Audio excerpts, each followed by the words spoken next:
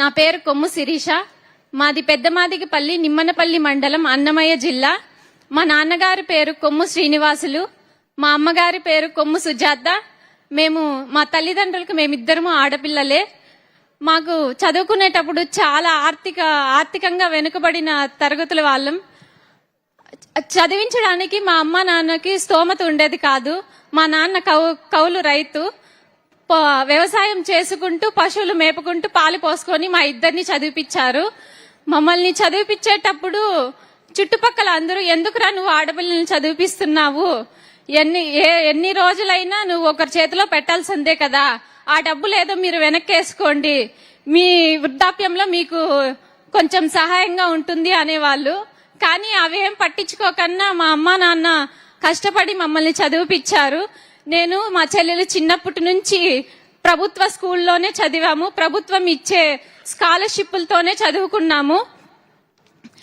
చదువుకునేటప్పుడు చెప్పలేకపోయే వాళ్ళం అమ్మా నాన్నలకి, నాన్న మా ఫ్రెండ్స్ ఇలా ఉన్నారు, ఇలా కోచింగ్కి వెళ్తున్నారు, మేము వెళ్ళాలి, స్టడీ హాల్కి వెళ్ళి చదువుకోవాలి అని చెప్పలేకపోయాం. ఎందుకంటే మాకు ఆర్థిక పరిస్థితులు మాకు తెలుసు కాబట్టి, డబ్బు లేదు, మా నాన్న వాళ్ళు చదివిలేరు అనేసి నేను ఆగిపోయే వాళ్ళము.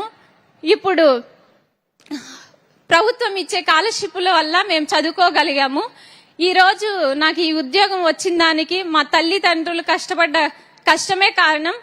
ఉద్యోగం రూపంలో నాకు లభించింది.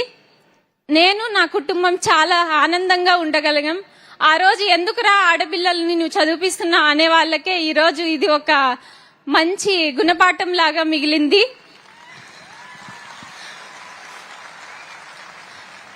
అన్నిటికీ సమాధానం మా నాన్న ఒకటే చెప్పాడు, ఆడబిడ్డలైనా మగబిడ్డలైనా నాకు వాళ్ళే.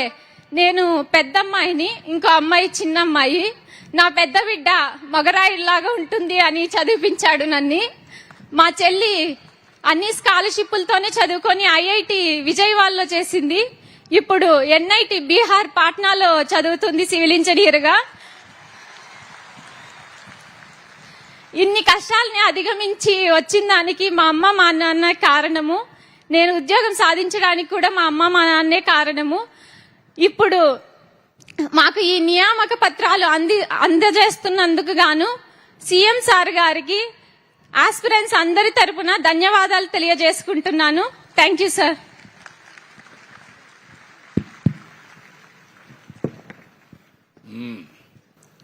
నువ్వేం చదువుకున్నావమ్మా? MSc chemistry. ఈ అమ్మాయిని చూస్తే తల్లిదండ్రులకి చేతులెత్తి వందనాలు సమర్పిస్తున్న ఈ అమ్మాయిని ఎంఎస్సీ కెమిస్ట్రీ చేపించారు. రెండో అమ్మాయి బీటెక్ చేసి civil engineer sir, NIT partner civil engineer. ఇప్పుడు ఎన్ఐటికి వెళ్లి సివిల్ ఇంజనీర్ చేస్తా ఉంది. ఒక మామూలు కుటుంబం, అసాధారణమైన పట్టుదల. మగపిల్లలైనా ఆడపిల్లలైనా నాకు సమానం. ఈ పిల్లల భవిష్యత్తు చూడాలని చెప్పి ఆ తల్లిదండ్రులు కోరుకున్నారు. పిల్లలు కూడా శబాష్, మీరు నిరూపించుకున్నారు. మిమ్మల్ని మనస్ఫూర్తిగా అభినందిస్తున్నా. ఇక్కడ మీరు చూస్తే ఒక పక్క బ్యాక్వర్డ్ ఏరియా, ఒక పక్క మాదిగ కులాల్లో చాలా మంది ఉద్యోగాలు రావు. అందుకే నేను ఇప్పుడే కాదు ఎప్పుడో కేటగరైజేషన్ కూడా తీసుకొచ్చి మాదిగలకు కూడా న్యాయం జరగాలని ఒకప్పుడు కేటగరైజేషన్ తీసుకొచ్చా.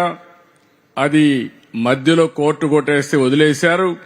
మళ్లీ నేను ఉండగానే సుప్రీంకోర్టు ఆమోదిస్తే మళ్లీ చట్టం చేసి ఆ కేటగరైజేషన్ తీసుకొస్తే దాని ఫలితం ఇలాంటి పిల్లలు కొన్ని వందల మందికి ఉద్యోగాలు వస్తున్నాయి.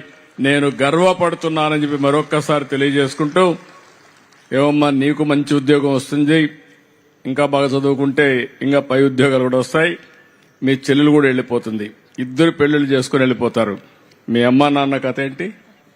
ఖచ్చితంగా అమ్మా నాన్నలకు మేమే మగబిడ్డలను చదివిపించారు కాబట్టి మేము వాళ్ళకు అండగా ఉంటాం సార్. ఖచ్చితంగా. నమ్మకమేనా? అవును సార్. చేయకపోతే సార్ నేను పట్టుకుంటా ఎక్కడ ఉన్నా నిన్ను మళ్ళా. ఓకే, నమ్మకం కదా. నేను ఆ తల్లిదండ్రులు ఎంత ఆనందపడతారంటే ఇలాంటి బిడ్డలు కనడం వాళ్ళ పూర్వజన్మ సుకృతం. నేను గర్వపడుతున్నా.